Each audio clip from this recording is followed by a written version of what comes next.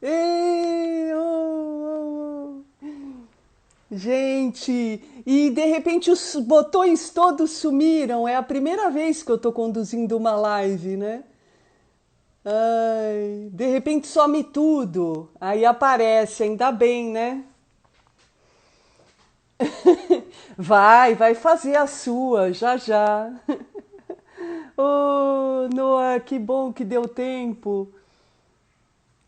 Ai, que gostoso, gente. Muito obrigada pela presença, pela companhia de vocês.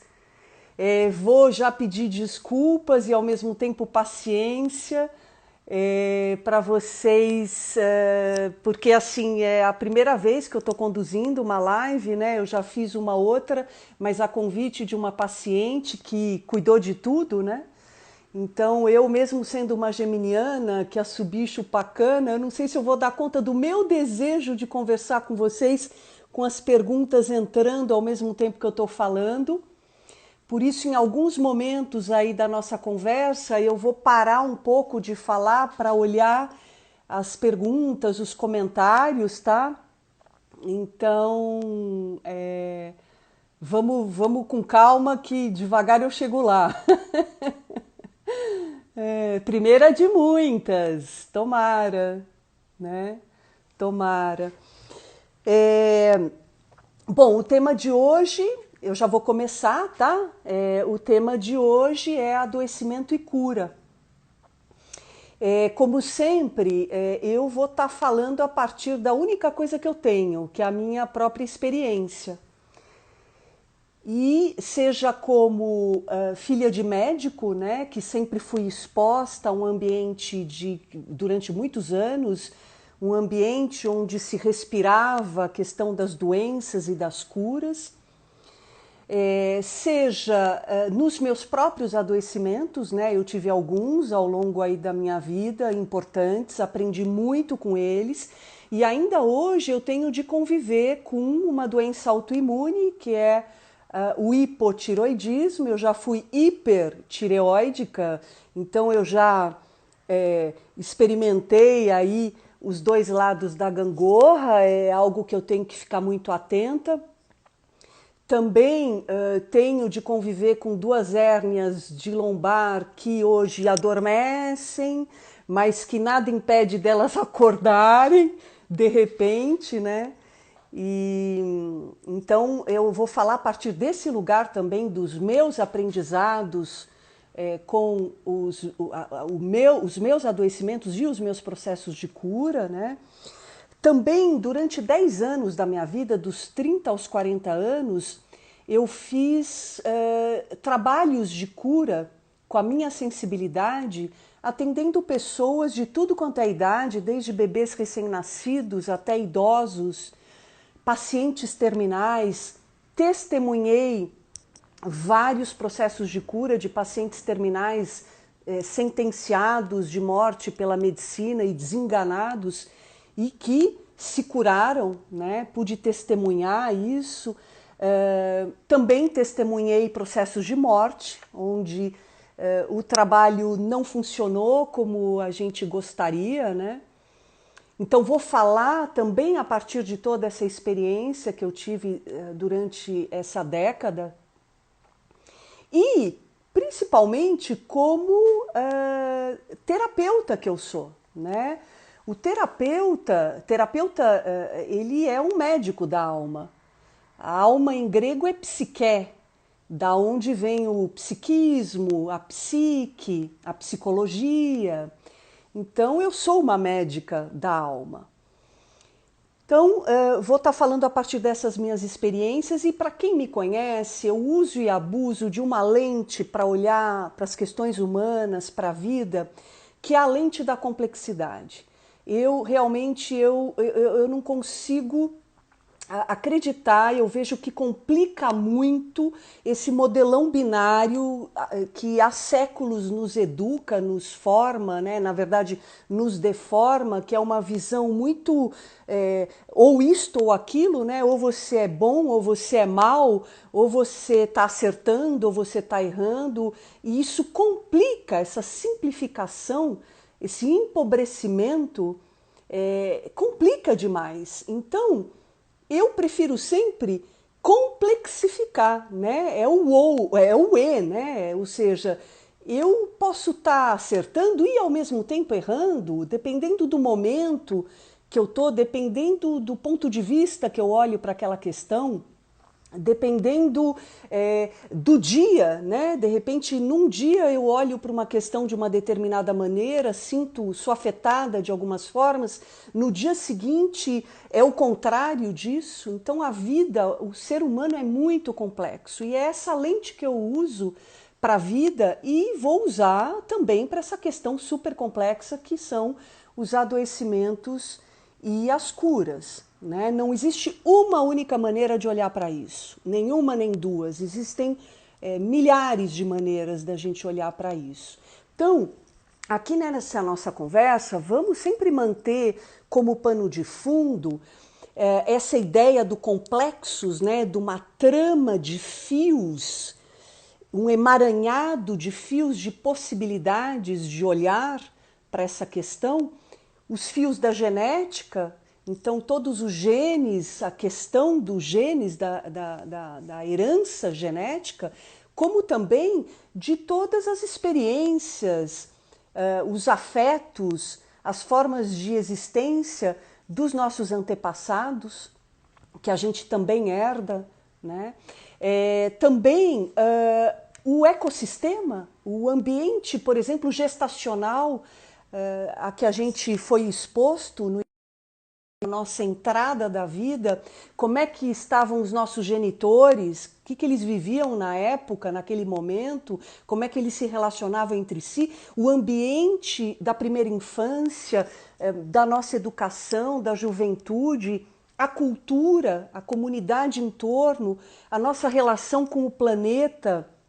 Então, tudo isso entra aí nessa trama complexa das doenças e da cura, né? O mistério são outros fios que compõem essa questão. Tem coisas que a gente não explica, tem adoecimentos que a gente não consegue entender, como tem processos de cura que a gente também não consegue entender.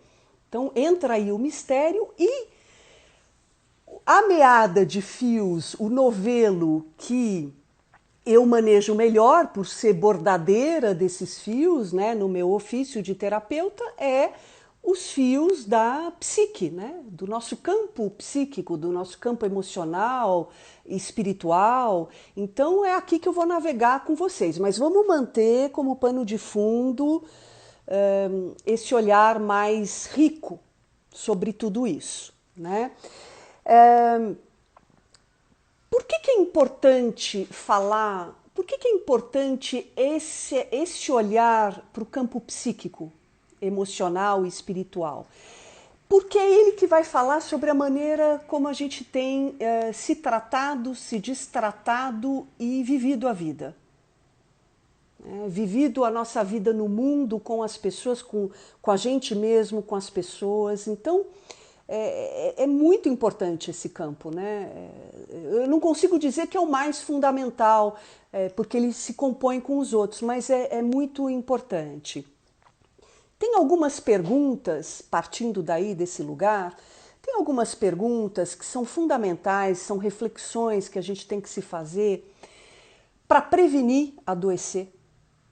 E depois que deu a zika, depois que adoeceu, aí é realmente intensificar essa reflexão, seja para entender o processo de adoecimento, para o processo de cura, para o tratamento, para compor os vários tratamentos que a gente pode escolher fazer, né? Que reflexões são essas? Perguntas importantes que a gente precisa se fazer, né? Como é que eu tenho vivido a minha vida?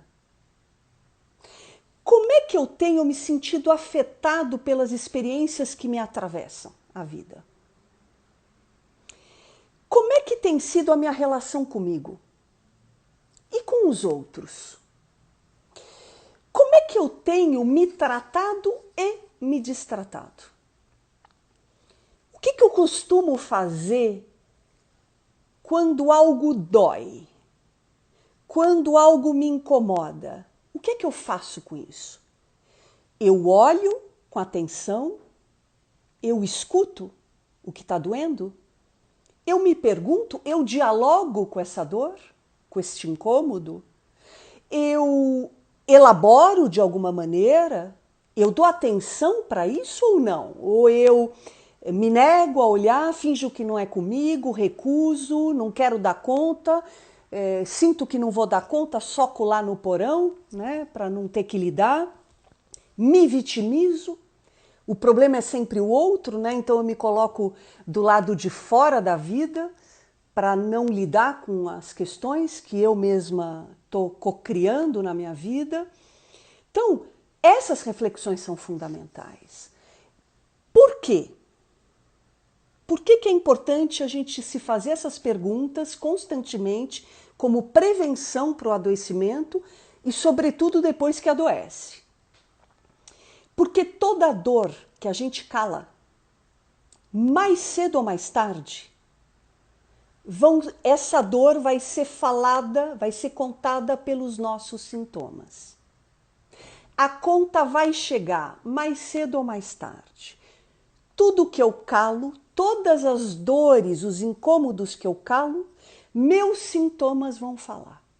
É uma equação matemática. Tem algumas coisas na vida que a gente pode extrair algumas equações, né, ao lado do mistério e tudo, mas tem algumas coisas que são equações matemáticas. Essa é uma delas. Tudo que eu calo, que dói, que incomoda, mais cedo ou mais tarde eu vou ter sintomas no meu corpo falando sobre isso.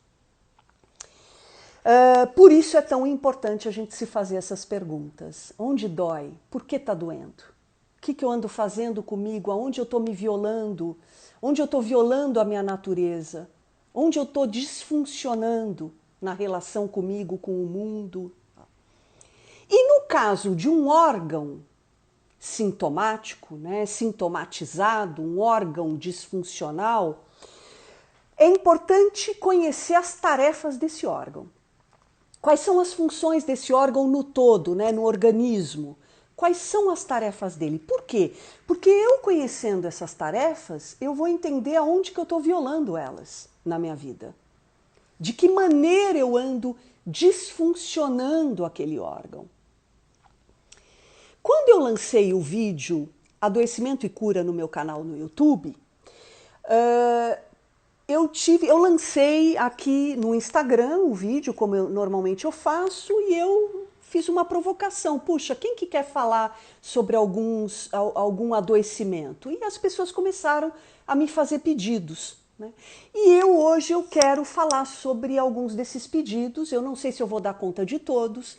Caso eu não dê, não tem problema, quem quiser me acompanhar na semana que vem, a gente dá continuidade, inclusive para os adoecimentos, os pedidos de vocês que forem entrando aqui nos comentários, a gente vai esticando essa nossa conversa, quem quiser esticar, tá? Caso eu não dê conta aqui. Em alguns momentos eu vou parar para dar uma olhada, porque eu quero, né, eu estou fazendo a live porque eu quero escutar um pouco mais, o vídeo ele me isola, né, eu quero trocar mais com vocês, então em alguns momentos eu vou parar para ouvir vocês. Muita atenção, porque às vezes vocês vão falar assim, pô, ela vai falar dessa doença, mas puta, não tem nada a ver comigo, eu não conheço ninguém que tem essa doença. Cuidado, porque tudo que eu vou falar aqui acho que serve para todo mundo. Quem tem, quem não tem, serve. Vai servir de alguma maneira, tá? Então é só ir acompanhando que vocês vão ver como vai sentido. Caso vocês conheçam alguém que, puxa, essa pessoa tinha que estar aqui ouvindo a Patrícia, vocês podem, para quem não sabe, olha eu ensinando, né? Mas é que eu aprendi, eu vou compartilhar.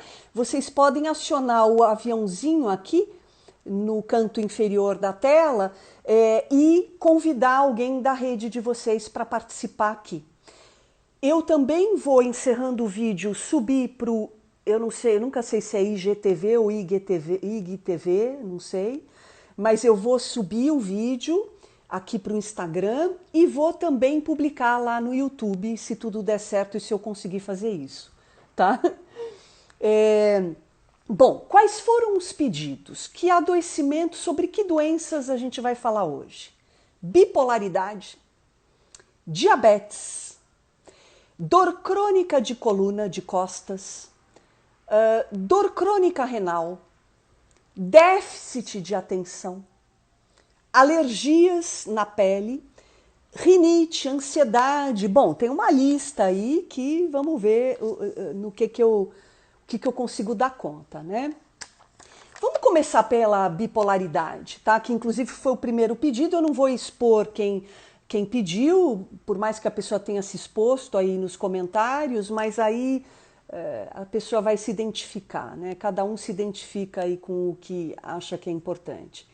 Bom, a bipolaridade é um transtorno, é chamada de transtorno bipolar do humor ou transtorno afetivo bipolar. A bipolaridade é uma doença mental. Assim como tem doença renal, doença cardíaca, a gente tem as doenças mentais. A bipolaridade entra aí.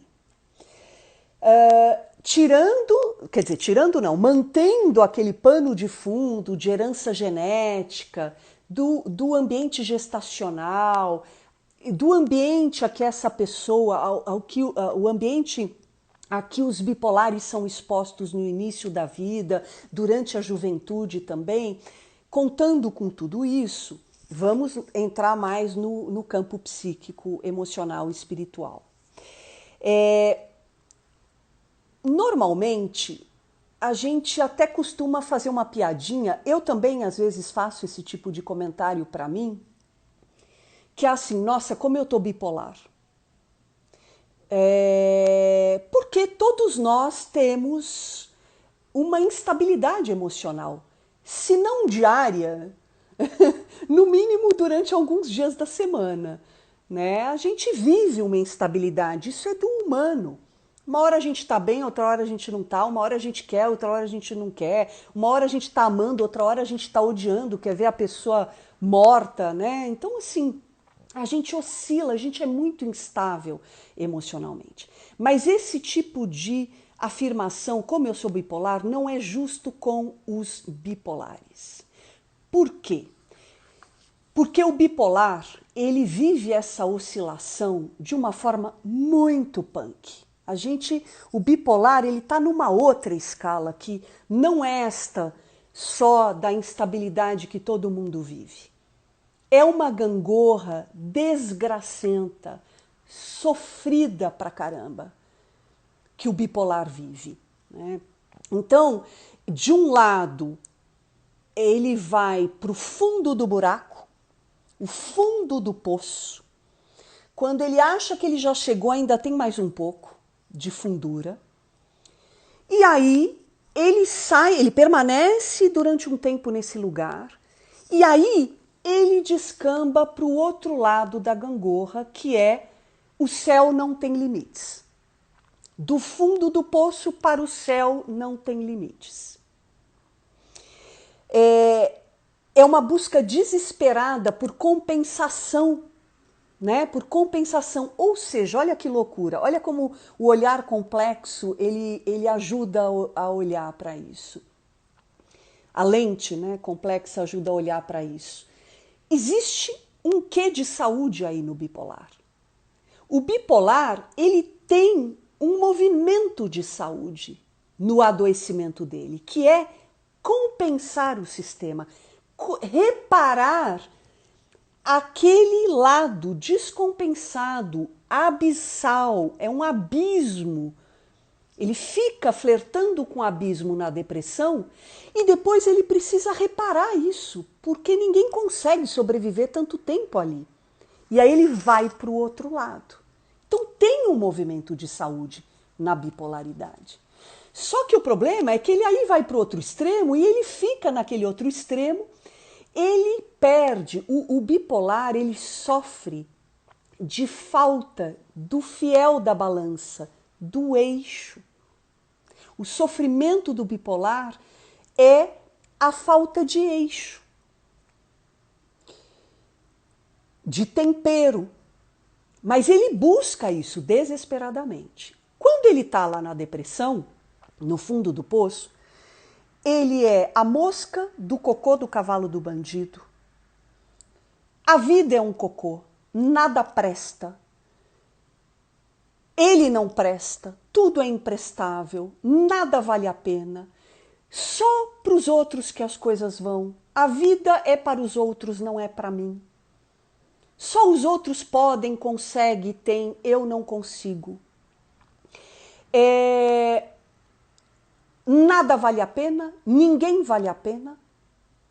É uma frustração crônica, é um pessimismo, é um catastrofismo. Se dá para piorar, vai piorar. Não é que pode, vai, com certeza vai piorar. Um sentimento de inadequação nesse extremo da gangorra é um sentimento constante de inadequação que o bipolar vive. Portanto, ele se sente excluído do mundo. Ele se exclui e se sente excluído do mundo. Sente culpa por tudo. O bipolar, ele acha que ele é responsável por tudo, que ele é culpado por tudo, então ele tem uma mega coleção de chicotes fantásticos, né, para se chicotear o tempo todo. E se retrai, é cavernoso nesse momento da gangorra, ele fica lá na caverna escura. Bom, insuportável, dali a pouco, depois de um tempo, cada um vive o tempo que lhe é próprio, ele descamba para o outro lado da gangorra. E aí, naquele outro lado da euforia, da mania, ele se sente o fodão. Ele pode tudo, ele consegue tudo, ele quer tudo, ele faz tudo, ele dá conta de tudo. Ele pode tudo. O outro é que não pode nada. O outro é que vira um cocô. Então ele se hipervaloriza e desvaloriza o outro. Exatamente o contrário do que ele viveu antes. Ele sabe tudo, né? Então é de uma onipotência, de uma prepotência, agressivo, bota fogo na casa, se der, né? Quebra tudo, achando que tudo bem, né? Naquele momento. É muito para fora, muito para fora. Bom, faz um monte de cagada, volta para aquele lugar do fundo do poço. Olha como eu sou, olha o que eu fiz, eu estraguei tudo, olha, eu não sirvo para nada. Bom, e ele vive assim, nessa gangorra de uma impotência abismal para uma onipotência absoluta, né? Que até é uma redundância, né? Então, falta eixo. E o eixo, como é que a gente adquire eixo na vida? Ninguém nasce com eixo. Ninguém nasce com isso. A gente vai criando, aprendendo a desenvolver o eixo. Como? Limite. O bipolar sofre de limite, de falta de limite. O bipolar, ele tem dificuldade de conhecer, reconhecer, considerar os próprios limites, respeitar os próprios limites, os limites dele, da vida, dos outros. E lembrando lá do ecossistema, né, dos fatores ligados ao ecossistema, muito provavelmente no ambiente gestacional dele e no ecossistema original, no ambiente familiar, muito provavelmente ou ele sofreu de uma baita restrição, né? Ficando excesso de limite, não pode nada, nível de exigência, de cobrança muito forte. E ou o contrário, né? A falta de limite, né? Pode tudo, você consegue tudo, você é maravilhoso. Então, a forma dele reagir a esse ambiente que restringiu, que conteve demais, ou que abriu tudo demais, uma forma é adoecer na bipolaridade, ir desenvolvendo a bipolaridade com o tempo, né? Como forma reativa a esse ambiente. Ele perde a noção do limite. Pô, Patrícia, mas lá na depressão, ele não vive o limite, né? Ele não faz contato com o limite? Não, ele faz contato com uma ilusão de limite. Porque ao pensar que ele é um imprestável, isso não é real também. Isso não é ter consciência do próprio limite. Porque a gente não é imprestável por completo. A gente é meio imprestável. Todos nós somos imprestáveis em um monte de coisa. A gente não dá conta de um monte de coisa, mas a gente dá de outras. Em outras coisas a gente dá conta. Ele perde essa noção. Nos dois lados ele perde a noção do limite. Então, o bipolar, ele sofre de desumanização. O bipolar, ele precisa aprender a se humanizar. A reconhecer que, como humano, ele tem limites. E a vida humana tem limites. E qualquer outro humano também tem limites. São muito sensíveis ao ambiente, extremamente sensíveis ao ambiente, né? Aos olhares do mundo, como é que o mundo está me vendo. Então eles vivem muito literalmente fora da casinha, fora de si, fora do próprio eixo. Portanto, o bipolar, ele precisa aprender a jogar o holofote, né, a intensificar a consciência dele sobre essa gangorra, quando ele está de um lado, quando ele está de outro, o que gerou o gatilho, o que ele vive, o que ele sente, o que ele deseja ou não deseja quando ele está nesses extremos. E para isso a medicação é importante, senão ele não consegue fazer isso. Ele não vai conseguir fazer esse exercício de conscientização. Então, a medicação para o bipolar, inclusive centra, né? É uma química que centra o bipolar para exatamente ele conseguir observar melhor ele. Porque senão ele não vai conseguir fazer esse exercício, essa conscientização. Então, é fundamental a medicação, né? Então, até para ele ver aonde que ele se oprimiu tanto, ou uma alma oprimida se deprime, e aí depois ele vai necessariamente ter que reparar ali nas manias, na euforia, na onipotência dele, tá? Então ele precisa se conscientizar mais dessa gangorra. Bom, eu vou parar um pouco aqui só para olhar os comentários, para a gente passar para o próximo pedido, tá? Deixa eu dar uma olhada aqui.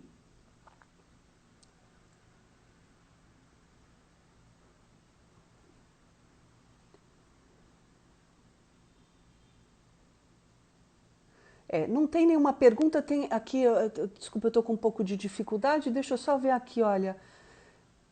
Direto ou indiretamente me ajuda muito. Tempo de reflexão para si, exatamente. Exatamente. Deixa eu ver se tem mais alguma, se tem alguma pergunta. Desculpa se escapou, tá, gente?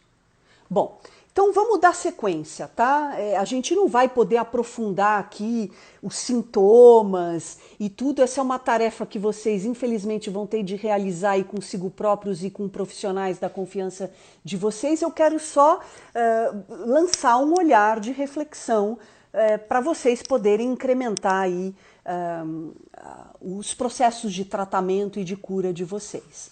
tá? Não pretendo aqui ser super profunda porque numa live no Instagram, né? Vamos deixar bem claro, tá? Mas vamos seguir agora. Eu quero falar também da diabetes. Eu tive um pedido de diabetes, também chamada de mellitus, né? Diabetes mellitus. Mellitus em latim é mel. O diabético, ele sofre de um excesso de mel no sangue, de um excesso de açúcar, de glicose no sangue. Ele sofre de um defeito na produção, na absorção, na secreção da insulina, que é um hormônio produzido pelo pâncreas, que exatamente vai ajudar a quebrar a molécula de açúcar que ele ingere para poder transformar em energia que o organismo precisa. Ele tem uma treta e tem algum defeito aí nessa relação com o açúcar, com a insulina, que é o hormônio que vai dar o apoio para ele aí na elaboração do açúcar. Puxa, Patrícia, então o diabético ele sofre porque ele é doce demais? Dócil demais? Não. Exatamente o contrário. Exatamente o contrário. O diabético, ele sofre de açúcar porque ele sofre de um excesso de açúcar porque falta docilidade na vida. Doçura na vida, na forma dele lidar com a vida. O diabético sofre de uma amargura profunda. E por que eu enfatizo profundo? Porque aparentemente o diabético, muitas vezes, na maioria das vezes, o diabético, ele aparenta ser uma pessoa super de boas, divertido, de bom humor, aparentemente uma leveza. Muitas vezes ele é até o bobo da corte que anima a galera toda.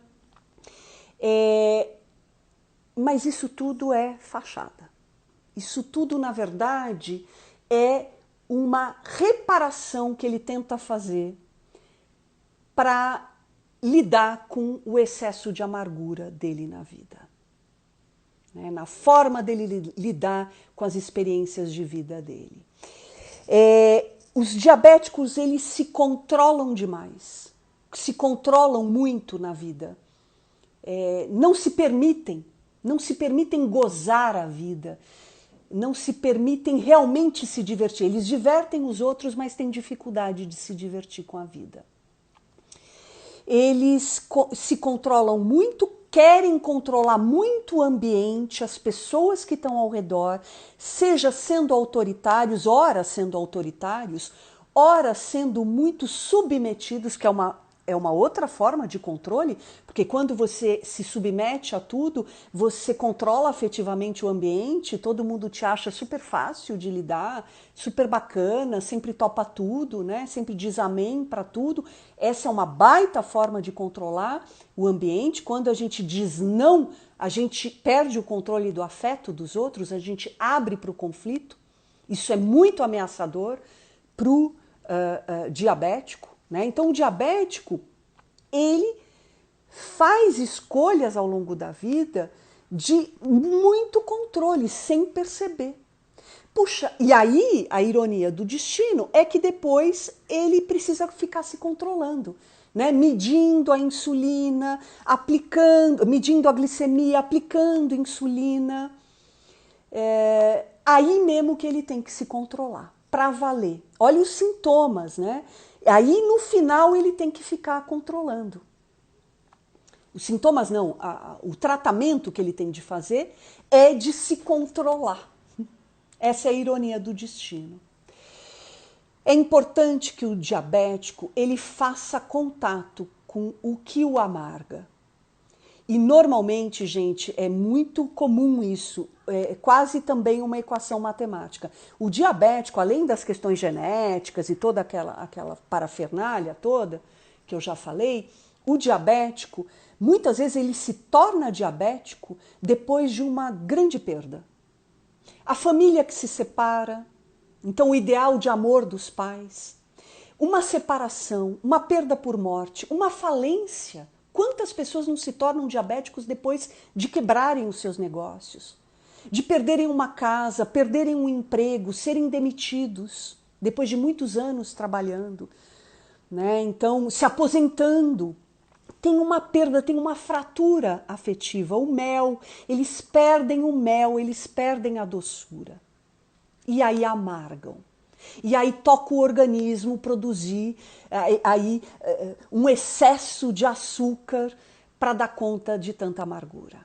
Então, o diabético, é importante que o diabético faça contato, se conscientize do que é tão amargo, da onde, que fratura é essa afetiva, o que foi que ele perdeu, o que foi que ele tem que trabalhar melhor o luto, né, Marina? Ele tem que trabalhar melhor o luto dele e descobrir outras formas de adoçar a vida dele. Adoçar a vida dele de verdade, né? Buscar outras formas de mel, de realmente mel e, sobretudo, de mais afeto por si.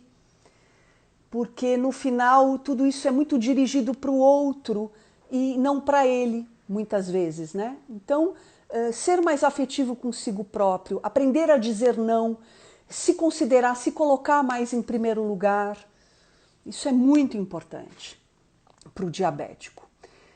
Deixa eu ver se surgiu mais alguma questão aqui.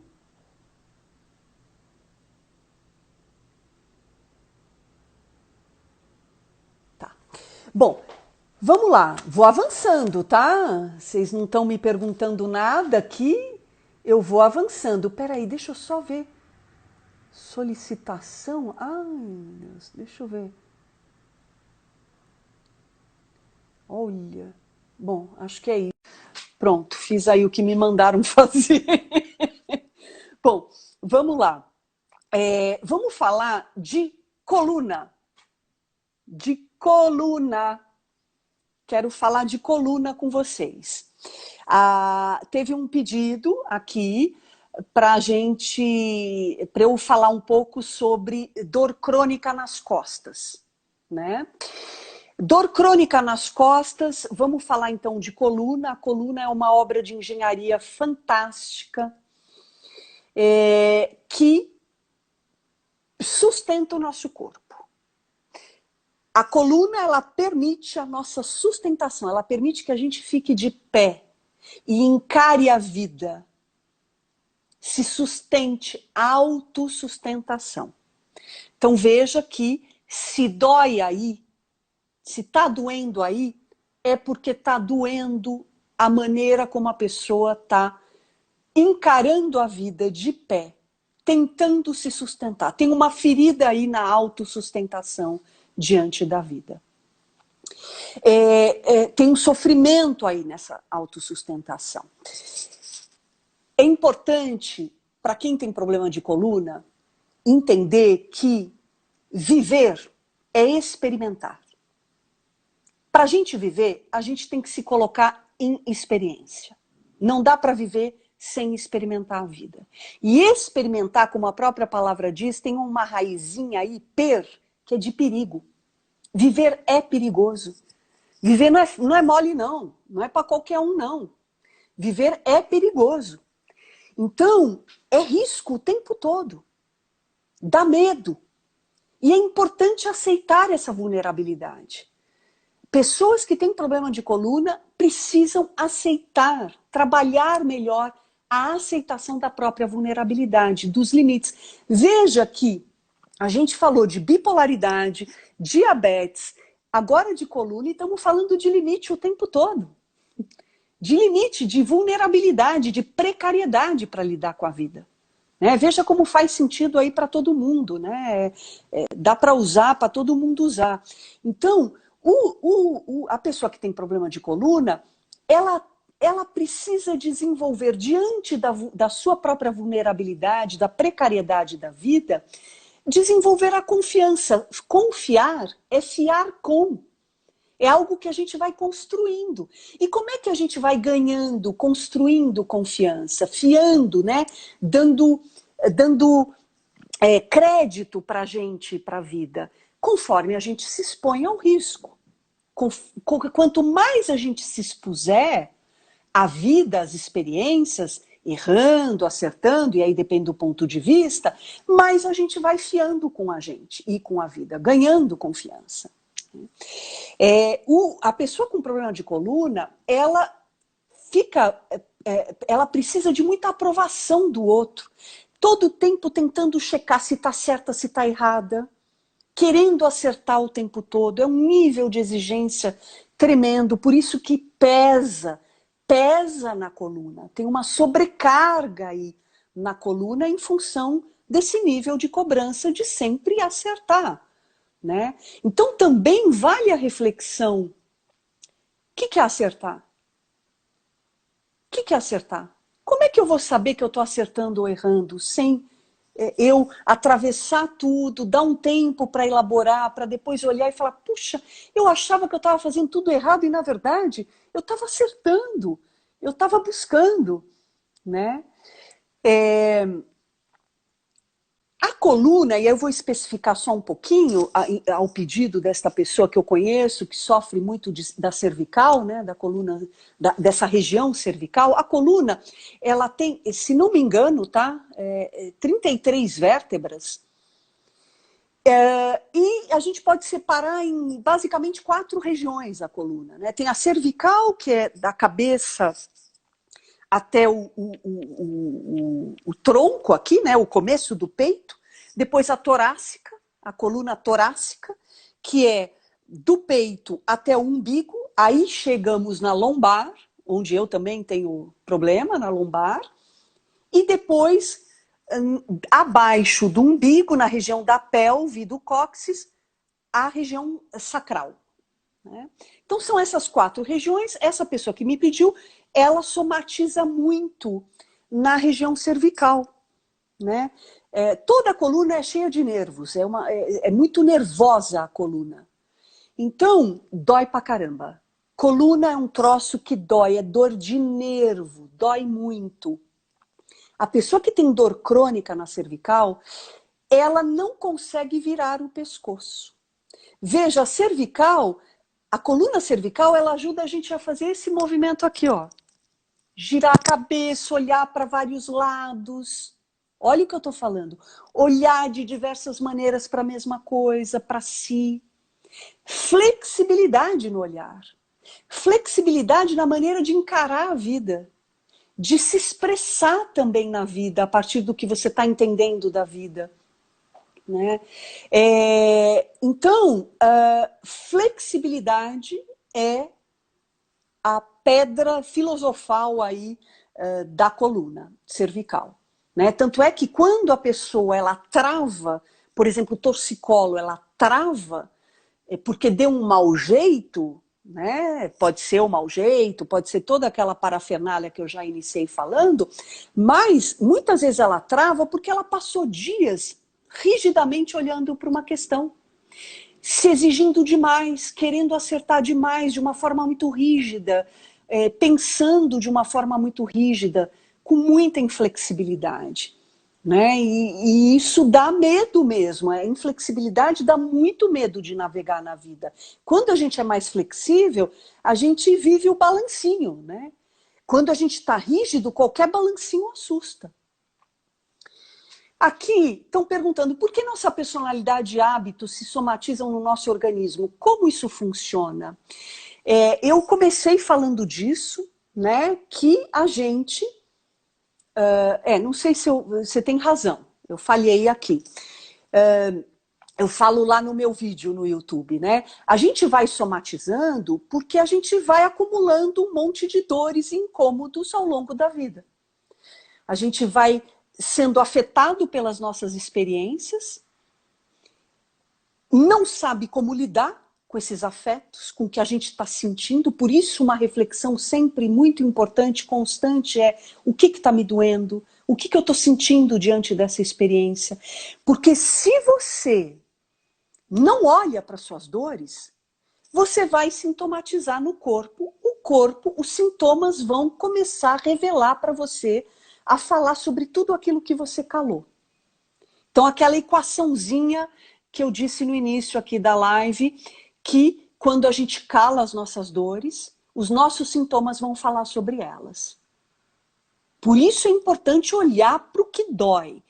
É difícil, mas tem essas perguntas que eu dei as dicas no início de, puxa, o que eu estou fazendo comigo? Como é que eu estou vivendo a minha vida? Como é que eu estou me tratando, me destratando? Porque quando eu violo a minha natureza, a minha maneira de ser no mundo para satisfazer o mundo, eu vou adoecer. Com certeza. Quando eu violo a minha natureza, eu adoeço. Mais cedo ou mais tarde. E de diversas maneiras. E dependendo do órgão, entendendo as funções daquele órgão, a gente entende aonde a gente está se violando, em que tarefas estão sendo árduas, que tarefas a gente está corrompendo na nossa vida, né? A gente está tendo dificuldade de viver.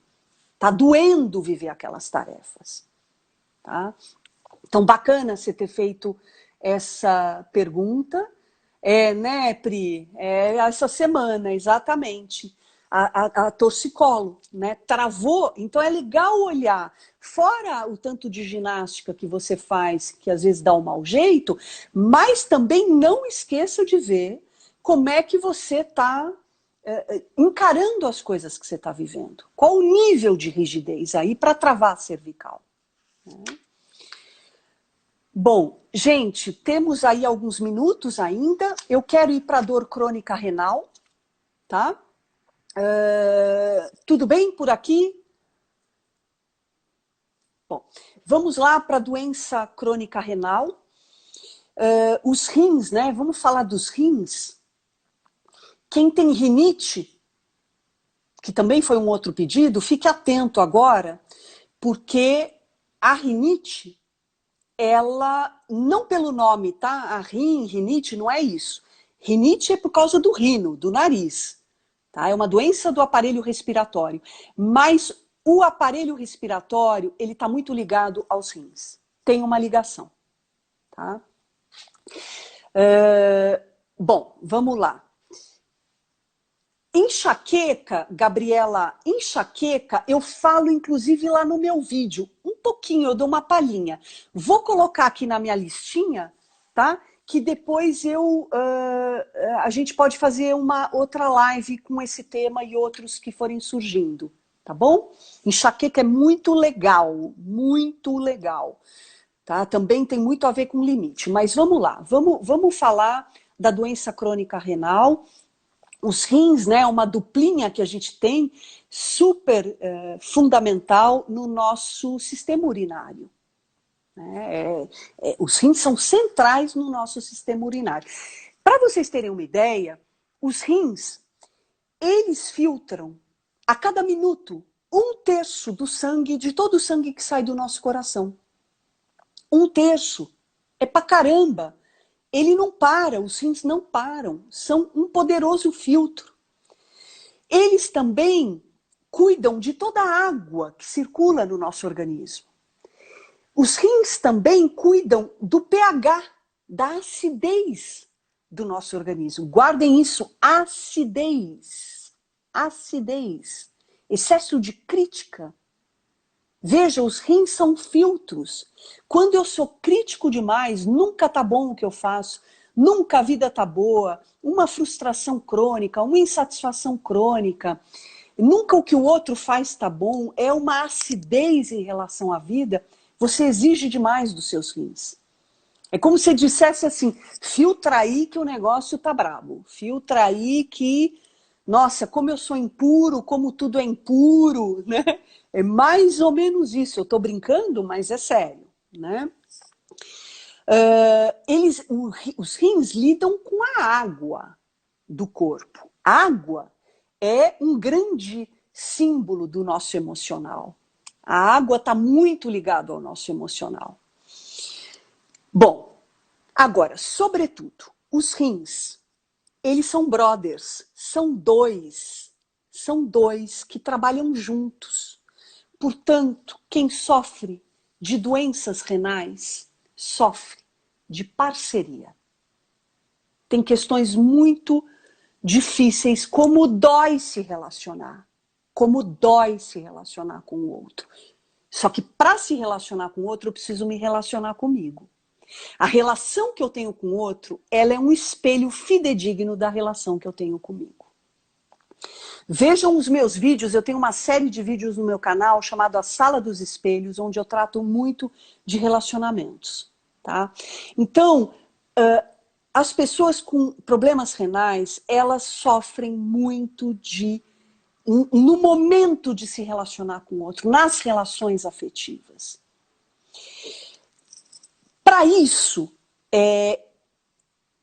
além de ser muito importante o tempero, olha de novo o tempero, né, o balanceamento que eu falei do bipolar, o balanceamento, a pessoa com crise, com problemas renais, ela tem que ver muito assim, como é que está essa balança do eu e o outro, da relação eu com o outro. Porque se é muito eu, desbalanceia o sistema renal. Se é muito outro, desbalanceia o sistema renal. Então é importante ir temperando, nem tanto eu, nem tanto o outro, e eu sumindo nessa relação. Uma imagem que eu gosto muito para falar de relacionamentos, eu acho que cabe aqui, é a do porco-espinho. Os porcos-espinhos, eles não têm pelagem, eles têm espinhos, então eles sentem muito frio. Eles sentem frio e aí eles se aproximam uns dos outros para se aquecer. Só que nessa aproximação, eles se ferem e muitas vezes se matam. Aí eles têm de se distanciar. Mas aí eles sentem frio. Aí eles se aproximam de novo. Mas aí eles se ferem e se matam. E assim vive o porco-espinho. No dilema da distância e aproximação em relação ao outro. Isso tem tudo a ver com crises renais.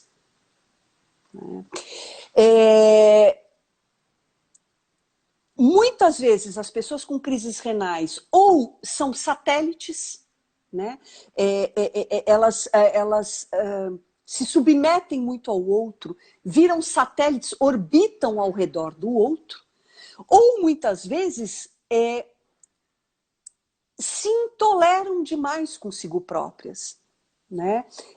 Não só se deixam do lado de fora, como se intoleram, são muito rígidas, muito críticas consigo mesmas, críticas com os outros, ácidos com os outros. Nunca tá bom o que o outro faz. A acidez está muito ligado ao excesso de crítica, gastrite, né?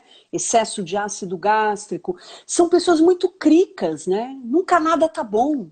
Nunca nada tá bom. Nada do que ela faz, nada do que o outro faz. Curioso também a pessoa que tem pedras no rim, né? São pessoas que na parceria com o outro, na relação com o outro, tem tanto medo de sofrer, não quer fazer nenhum contato com o sofrimento, né? Vamos na vida, oba, e não fazem contato com o sofrimento. O que acontece? Vai endurecendo o sentir, formando pedras, empedrando o emocional,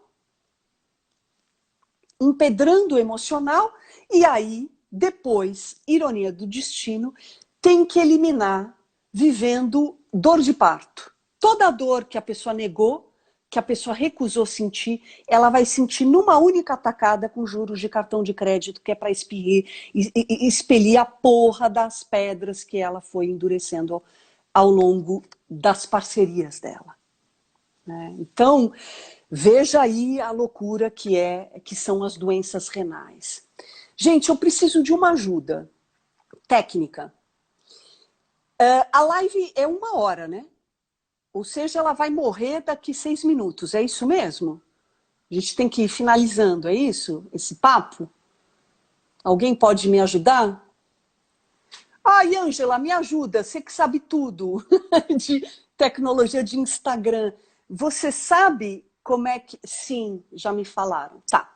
Então, a gente tem aí 6 minutos para terminar. Bacana, gente. Obrigada. É porque eu fui estudar uns tutoriais e eu ouvi que o Instagram tinha mudado e tinha estendido esse tempo. Mas então, eu entendi errado. Bom, vão ficar faltando doenças super legais, super contemporâneas, tipo déficit de atenção, ansiedade, alergias da pele, né? A enxaqueca que a Gabi Amaral pediu também. Então, não sei o que vocês acham, né, da gente, opa, se mas vocês estão dispostos? Querem continuar? Gabi, posso ficar te ouvindo até amanhã. Tá. Deixa eu ver uma pergunta aqui. Foi muito bom. Obrigada, Vê. Obrigada. Obrigada pela presença. Olha, urticária, né? Urticária, Thalita, entra na alergia, tá? De pele, viu? Então, eu vou fazer o seguinte, gente. A gente vai encerrar a nossa live aqui. Tem gente pedindo para eu continuar. Eu não sei o que eu faço. Mas eu acho melhor a gente parar, talvez. Vamos deixar vocês com vontade demais, né? É sempre bom. A falta é boa porque move o desejo. Então, quem quiser, me acompanha na quinta-feira que vem. A gente pode se ver nesse mesmo horário para falar desses adoecimentos que ficaram. E quem quiser, vai colocando outros adoecimentos, outros temas que interessam, né? Também já falaram sobre o tema do abandono, da confiança, dos abusos, relações tóxicas. A gente pode ir marcando às quintas-feiras, às 19h30, que é o único horário que eu tenho aí que eu não estou atendendo, tá?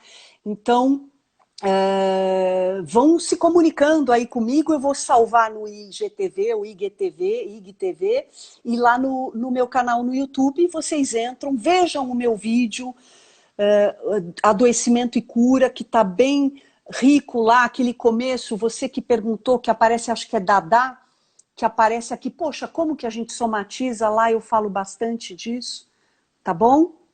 Gente, eu agradeço muito a presença de vocês, obrigada pela companhia, pelo apoio, pelo carinho, viu? Muito bacana. Obrigada pela paciência aqui comigo, com a minha falta de jeito aqui em comandar a história. Muito obrigada, tá? A gente se vê aí na próxima. Tomara que vocês possam, tá bom? Obrigada, Dani Bezerra. Um beijo para vocês. Se cuidem, hein? Se cuidem, máscara, tá? Básico, máscara, se cuidem e vão embora que vai dar tudo certo no final. Tomara. Tá bom? Obrigada, gente. Que carinho gostoso. É Dadá que perguntou. Obrigada, viu? Obrigada, Juliana. Sou, querida, sempre parceirona. Muito obrigada, gente. Amandinha, obrigada, Andréia. Máscara e vacina. Pô, Andréia, vacina eu vou tomar amanhã. Já vou tomar amanhã a minha primeira dose. Tchau, gente. Até mais. Obrigada, minha escritora predileta. Tchau, gente. Vou fazer, vou fazer. Obrigada aí pela motivação, pelo apoio. Tchau, queridos. Carol. Tchau. Difícil, né? Desligar esse negócio. Amor é muito bom. Tchau, gente. Um beijo para vocês. Se cuidem.